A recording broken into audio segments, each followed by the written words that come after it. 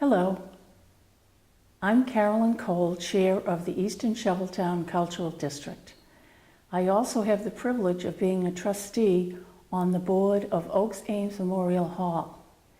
I'd like to present Fred Ames, who has been the chair and president of the Board of Trustees for 38 years. That's correct. Yes. And that's a long time, Fred. Time flies, you know. Thank you for keeping the hall going and making it important part of the community. Well, I certainly had a lot of help from a lot of people, and that, in fact, has been one of the more enjoyable aspects of it, is getting to meet and work with many different people. So, the hall, as many people know, if you look around town at the photographs that are displayed around town and elsewhere, the hall is photographed and painted from people from all over the world. Architects, architectural students come here, artists come here, photographers, and it's because it's a monument. It's a beautiful historical structure. The architecture is exquisite. Can you tell us something about the history of the hall? well, the hall was built in 1881, and it is built as a memorial to Oakes Ames, born in Easton on Pond Street. And he was very much instrumental in the completion of the Transcontinental Railroad back in the 1860s. So this building was erected by his sons to commemorate that accomplishment. The architect that was chosen was H.H. Richardson, and at that point he was the preeminent architect in the United States, and the hall was voted one of the 10 best buildings in America by an architectural journal. This was back at the end of the 19th century. And on that list of 10 buildings, Richardson also had 3 other buildings. So he was very much the lead architect of his time. Since I became trustee a year and a half ago, a lot of people have asked me many questions about the hall. And of course, being new, I went to Fred for the answers, so I'm going to ask him some of the questions that people have asked me over and over again. The first one is, and the one that I get asked a lot, is the hall part of a private trust? Well, it's sort of like that. It is a gift to the town that was made by Oakes's children, Oliver, the governor, and Oakes Ainger, who was president of the Shovel Company, to be held in trust and to be managed by the trustees. Now, this is the same really as any trust that's set up with a beneficiary to be administered by another person. So we administer the hall, we manage the hall, but it's for the benefit of the people of Easton. It's I could say to them, it's your hall. Right. We just manage it. So we don't own it. We don't get paid for any of this. So if I were to ask you who owns the hall, then what would the simple answer be? There's no simple answer to that. That's the problem, right? It's for the benefit of the town. It was a gift intended for their use, and that is really the charter of the building. It is, in that sense, it is a town building. It is managed by the trustees. It's not an uncommon way to do gifts, especially back in the 19th century. Mm-hmm. The library is another example of the same sort of setup originally. Now, does the hall have a large endowment like the Ames Free Library does? And there are other buildings around town that have endowments that help to carry on the expenses and maintenance of the building. Well, we would like to, but we do not. The hall was set up to be supported by the town. With the trustees, do they have specific responsibilities? Just keep the building standing. Right. Okay, and do the trustees get paid a salary? No, this is an instance where you cannot be paid, and if you're paid, you are no longer on the board. So we have had that where members have left the board and then performed services for us, but they're no longer trustees when they do that. Well, since I've come on, I've noticed that you've worked towards a lot of improvements in the hall, and which isn't easy to accomplish when you're limited financially. But can you tell us some of the significant improvements that have been made lately? Yes, I can, and I also, straight off the bat, I want to acknowledge the Easton CPA, which really this work could not have been done without their support. They contributed a large part of the funds.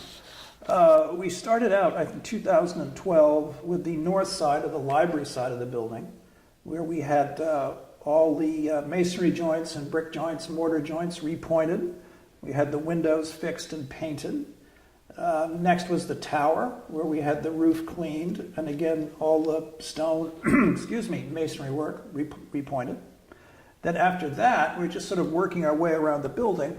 We came to the front, which you see as you drive down Main Street.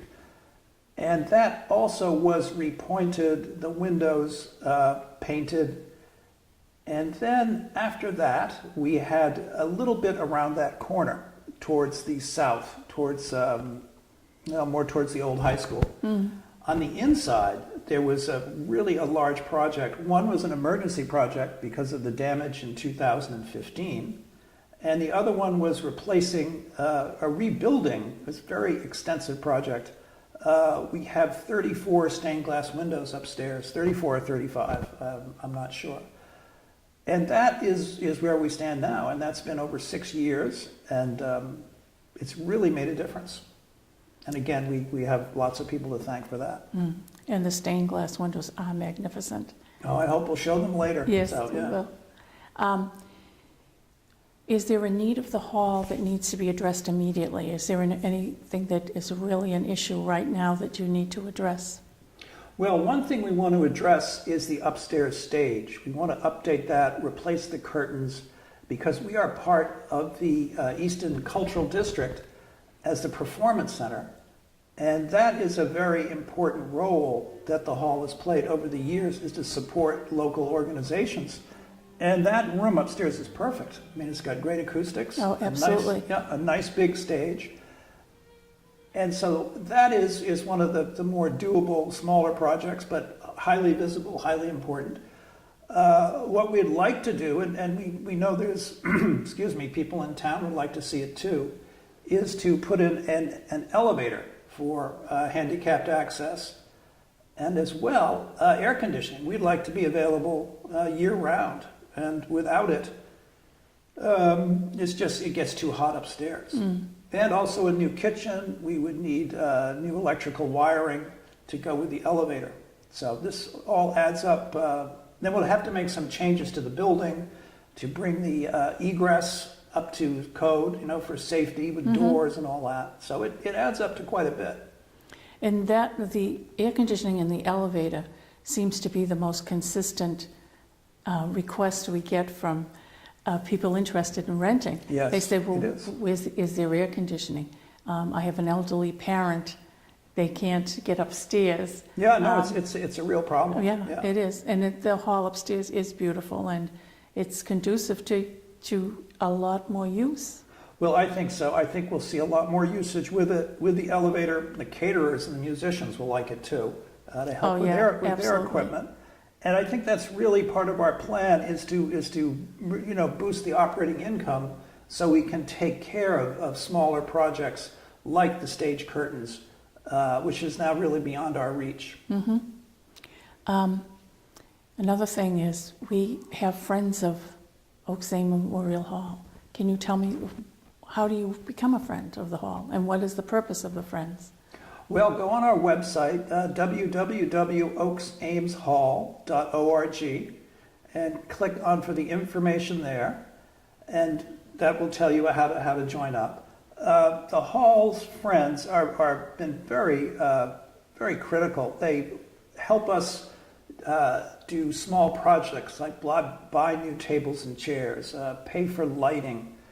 This really has made a difference in our budget and doing things that make the hall look better. And I'm sure people have commented to you on how well the hall looks these days. Oh, absolutely. And we owe a lot to the friends and their contributions for that. So we urge people to join because they're very important to our covering our operating costs.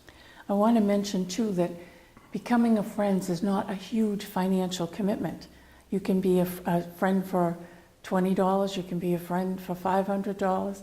it doesn't require a huge amount of money to become a friend. We just need people to support the hall consistently. Yes, and there are also business memberships too. Right. Which we're very pleased with the support we get from the business community. Right. We obviously couldn't have come out this far without the interest and continued support of the community.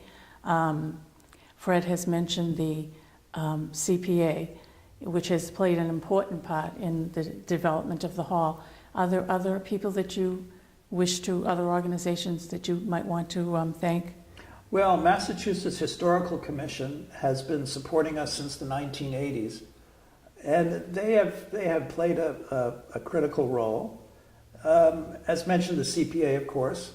When we redid the roof, when we redid the sprinkler, or installed a sprinkler system, this was before the CPA, and that was voted at town meeting. So we have town meeting to thank for that very essential project we had to put in.